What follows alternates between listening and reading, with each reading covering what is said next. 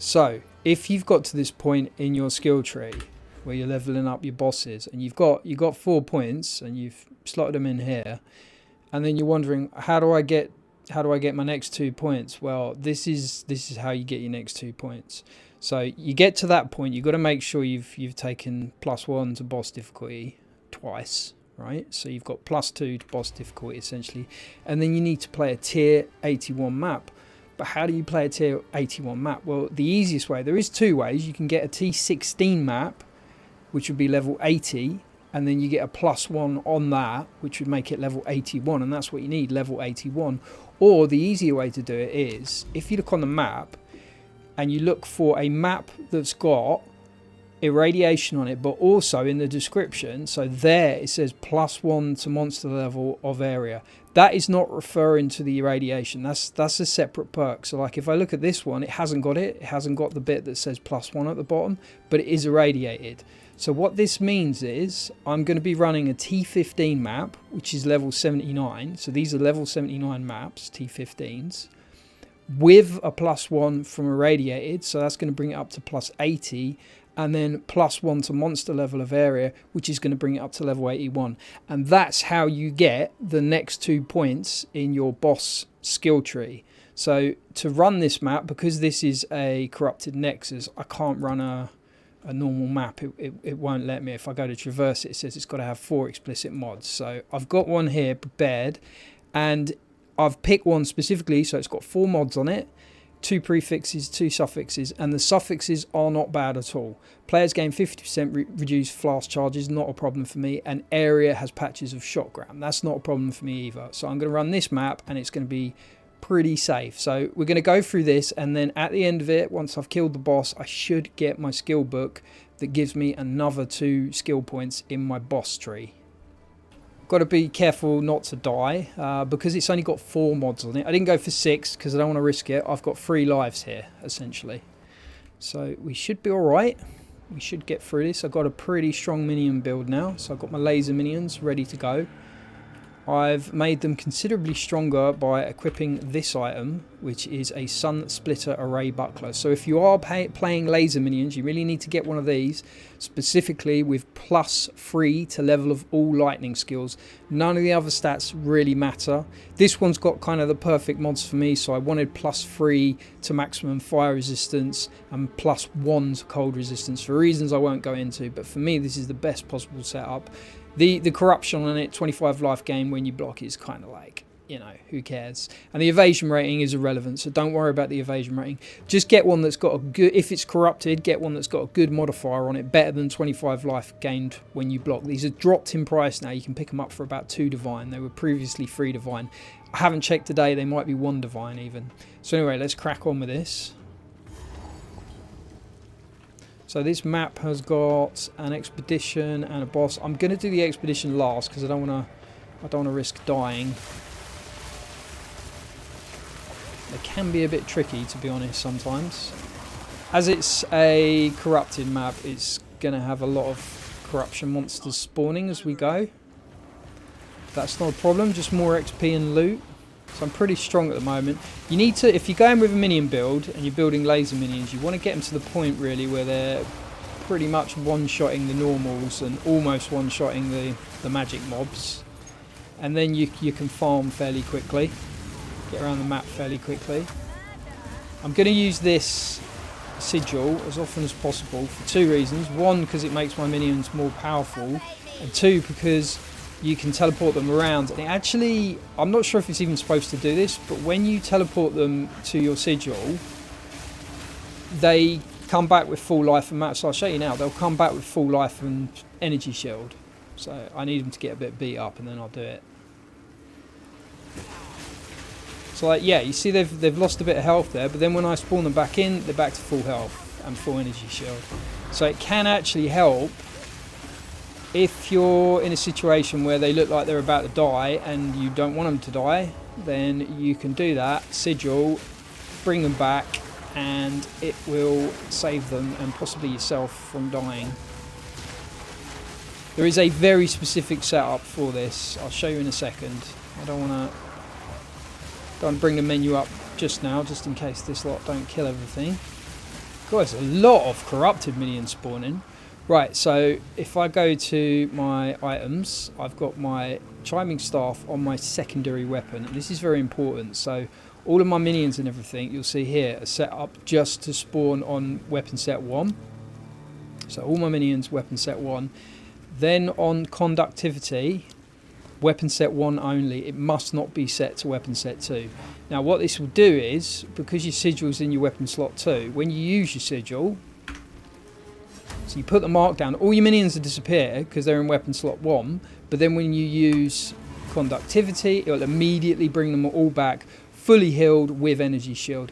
And on top of that, they'll be more powerful because you get a buff from this. And I have to, you see that charging up there? When I use mana inside of it, it levels up to 4. You'll get a big explosion around it and you'll see 4 there, and then they're at full power. So it makes them more powerful, it teleports them around for you, and it puts them back on full energy shield and life when you do it. So it's super, super good to have this set up to use it in that specific way. But yeah, they're pretty powerful now. As I say, you want them to be one-shotting the normals. When I say one-shotting, I mean, you know, killing them within a second or two, which they are. If you get a particularly tanky rare, you can use your sigil, which will buff your damage, or you can use this thing here, Pain Offering. So when you put Pain Offering down, they'll get a massive, massive damage amp. I think it's it gives you attack speed and damage. So you don't actually, if you want, like, if I put it down now, you'll see it. They'll just attack a lot more quickly. Okay, they aren't with me, so I'm going to put my sigil down and then teleport them in. Or have they all died? No, they didn't. They did die, actually. There you go. But that got rid of that tasty looking rare there. But yeah, that's basically how you play this. I mean, they'll do most of the work for you. So you're just kind of, you know, wandering around, trying not to get yourself killed. I have still died quite a few times with this setup, but honestly, that's more me kind of just whiffling things or not paying attention or going in a bit too deep, and the occasional lag. I'm going to blame it on lag as well from time to time. But yeah, this is a nice build. I'm up to level 89 now. I'm consistently leveling up. When I get to sort of mid 90s, I'll start using Omens of Amelioration. I think that's what they call these things. So if you read that there, it just prevents you from losing 75% of experience when you die. Really good to have them. There is another Omen that heals you up when you get low life energy shield as well. I forget the name of it, but it's the same colour as that one. It's just the other type. So it looks different, but it's the same colour Omen. It's really, really good for when you're leveling up and you just don't want to die, basically, because the costs of death are ridiculous. Alright, they all died there. I should have been a bit quicker to teleport them out, but that's fine. Oh, nice! Back of the net, boys! Oh, look at that. I'm going to pick that up before the game crashes or something.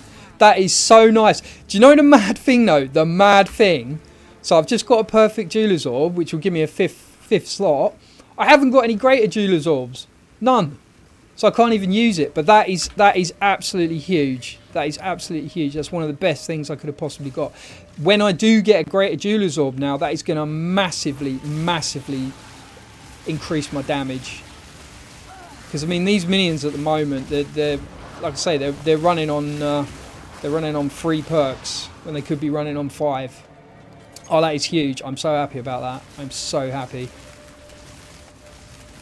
God, this strongbox is taking a while, but do you know what? I don't mind. I'll give them a damage boost. Actually, I don't know if that's affecting them because they're too far away. Let's put them here. There we go.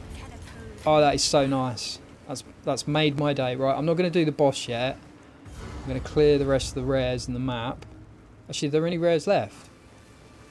No, but there is a thing up here. Is that just the expedition? Yeah, it's just the expedition. I'm going to clear the map though because I seem to be lucky at the moment. So I think I might even get a greater Jeweler's Orb, which would be an absolute touch. I cannot wait to be able to use that. I could buy a greater Jeweler's Orb, but I just refuse to. You know, I want to earn that upgrade, so I'm gonna hunt for it. Saying that, that is just such a huge damage upgrade for me, having a perfect Jeweler's Orb, that maybe I will... No, I'm not going to buy it. I'm not going to buy it. I think they're like 30 Exalt or something at the moment. So they're not massively expensive, but it is still a consideration, should we say, considering I've spent in total this league 10 Exalt on this item, my body... Oh, wrong button. This item here. I spent 10 Exalt on that, and that's it. Everything else I've picked up... Oh, what am I talking about? That was 2 Divine. So I bought that early game, 10 Exalt, and I bought that yesterday for 2 Divine. 2 Divine. Huge damage boost. I mean, it's changed this build from being... I'm not going to say unplayable, because it wasn't at all. It was still strong, but it was slow getting around the map and clearing. It's a hell of a lot quicker to clear with that +3 that you get from the Sunbuckler. Nice. Right, is that... We're nearly there. I'm expecting more loot. I don't know what's my rarity on this map. 18%. I got a perfect Jeweler's Orb. That is nuts. I swear rarity is a scam. I swear it is. Doesn't seem to marry up with the drops you're getting sometimes. But saying that, I mean, it's law of averages, isn't it? I've now killed 100 well, nearly 110,000 monsters. So yeah, there you go. That should give you a rough gauge. You should be getting a couple of Divines and a perfect Jeweler's Orb. Oh shit! If there's a Wisp there, there's only this and the boss left. I should have saved it for the boss. Because I don't know if it'll travel down to the boss. Yeah, I should have saved it for the boss. Oh, that was dumb. I think that's how it works anyway. So if I full cleared the map and there was nothing left for it to possess, it would just go on to the boss. It would like hover down to the boss. Speaking of which, okay, so here we go. I'm going to jump into this boss fight. I'll just show you how this works before I dive in there. So what you want to do is, before the boss is targetable, you put your sigil down. This lasts for ages, so if you look on my setup for it, I don't have persistence on it either. I've just got magnified effect, but it still lasts for nearly 27 seconds, right? So that's plenty of time. That's because of the way I've spec'd my skill tree. I'm not going to go through this skill tree, but like if you look at that, you see these green nodes wherever there's green bits. This only applies to the second weapon, so basically to the sigil, and it's all stuff that extends duration and area of effect. And then when you switch back, it just goes to your normal... Are these unspec'd? Oh no, they are spec'd. They're just very, very darkly coloured. Yeah, so when you spec back, it will go to the red ones. So like, I'm on sigil at the moment, and then if I do that, it will spec them back. So these light up now. There you go. It's like these ones. I think that's it, actually. Yeah, so... Anyway, we're going to put sigil down. So sigil will go down. Bosh. I'll charge it up, and I'll use a couple of mana potions to keep my mana full while I'm doing this. As soon as it goes boom like that, that means it's at 4 charges fully stacked. And I'm using mana flasks because I need to be above low mana, because if I'm not, I don't get this buff, Unholy Might, which does an extra 30% chaos damage. So super important that I'm doing that. And then I'm going to use this Paint Offering to further amp my damage. And this is kind of crazy, the amount of damage this actually gives you. So it's 64% increased damage and 31% cast speed, which is just huge, basically. Right, so let's go. Once we've killed this, we're going to get the thingy boss as well, the corruption boss. So I don't want him to kill the minions, so I've got kind of... There you go, it's fully charged. They're wrecking him. He's down to half health normally, nearly already. I just got to sort of stand in a place where he doesn't hit them. I want him to aim at me. Oh my god, he's nearly dead. Damn. Right, and now we get the corruption boss. So we got our book. That's our upgrade book.